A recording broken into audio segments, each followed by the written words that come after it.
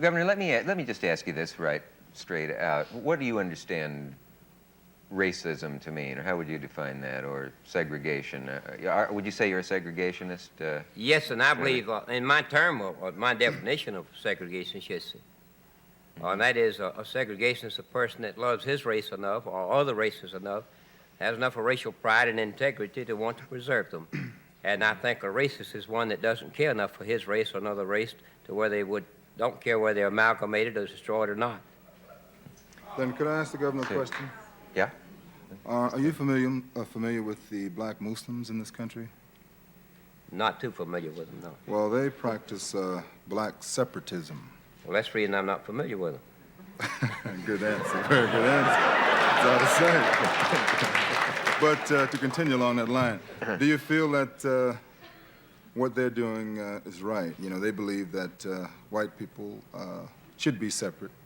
They believe that they should have a state in this country. I think they felt that Mississippi or Georgia should be, you know, one of those two states should be the state.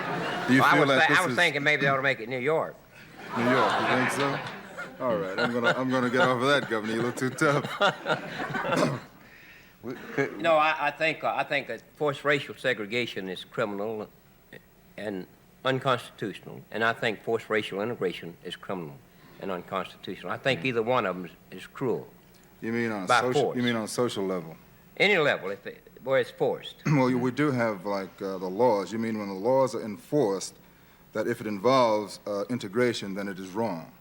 If it forces people against their will, against denying them their choice, to separate or to integrate. There should be an exception. It'd be just as wrong if the law would be just as wrong to force them to integrate as it would to be to force them to segregate. Well, don't you? If a country can finally get to the point of saying, well, you're going to hire this person, you're going to promote this person, you're going to serve this person, then the same country can come right around and tell you that you've got to work for that person, you've got to eat with that person, you've got to be served by that person. And this would be cruel and wrong, but so it is when it tells another person that you've got to do this. Well, the laws of the land tells us all what we have to do, basically. That doesn't make it right. Well, I agree with that, but the Supreme Court goes outside the Constitution. That doesn't make the Supreme Court right, does it? Don't you believe to have an affluent society, we've all, chose to live in a society together, don't you believe that to preserve that society that we need laws of the land? That's why we have a society. And we cannot make exception to these laws just because a person happens to be black or white. Don't you believe that? We've got most of these laws because we don't abide by the laws of God, though. And so we try to go against the laws of God and against the laws of nature, and we say, well, now, you're inferior, and you're not going to be able to meet with success in education or in your social life, even in your religious life, unless you do it with another race. And this teaches inferiority to me. And it's wrong, and it's criminal, and it's cruel to teach any one person that he is inferior to another race or his race is inferior. But as governor of the state of Georgia, did you go by the laws of God or by the laws of the state? I go by the laws of God and by the laws of the state. As you see fit. What is... No, sir, not as I see. I just wanted to ask the governor, when you say it's morally wrong, integration, I believe that's what you said, or it's... I said forced segregation or forced integration, racial integration or forced racial segregation. They're both morally wrong, cruel, and they're in violation of the United States Constitution, which is the law of the land, not the Supreme Court ruling that denies the Constitution. You know, I assume you know Dr. Billy Graham.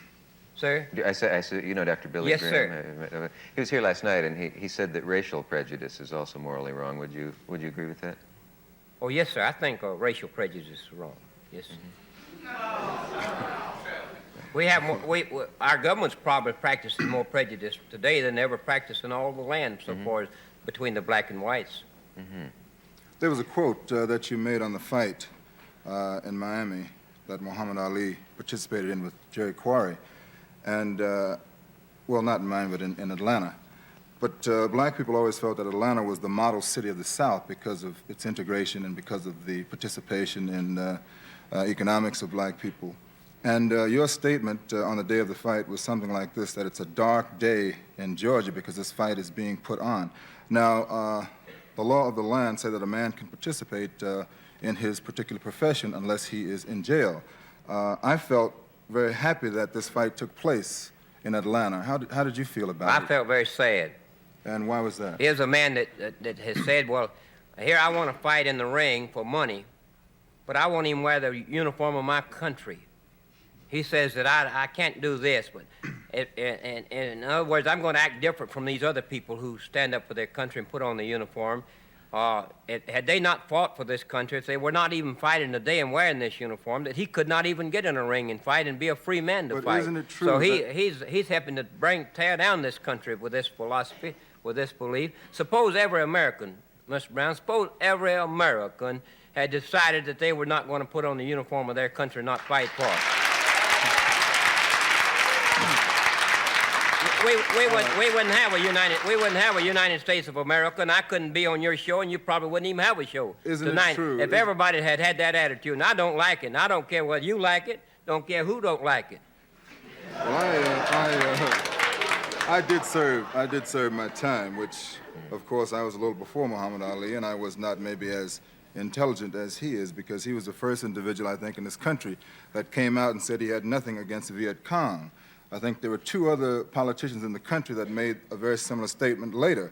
The late Bobby Kennedy came back from Vietnam and basically said the same thing. At the time, it was not a popular stand to make, but today it is a very popular stand. In fact, we have a lieutenant that's on trial now for certain things that happened in Vietnam. But I am saying that this man followed the law of the land. He made his stand. He has been fighting through the courts. He has gone to the higher courts, and he will go to jail if he is proven guilty. Well, I hope he does go. I hope, finish? because I think he's guilty of treason. Can I finish? Don't you feel that whenever a man goes through the courts, that he is abiding by the laws of the land, and that man who is willing to stand up with that decision is a brave man, regardless of what his beliefs might be? Governor Maddox, Not can I ask you- necessarily, no.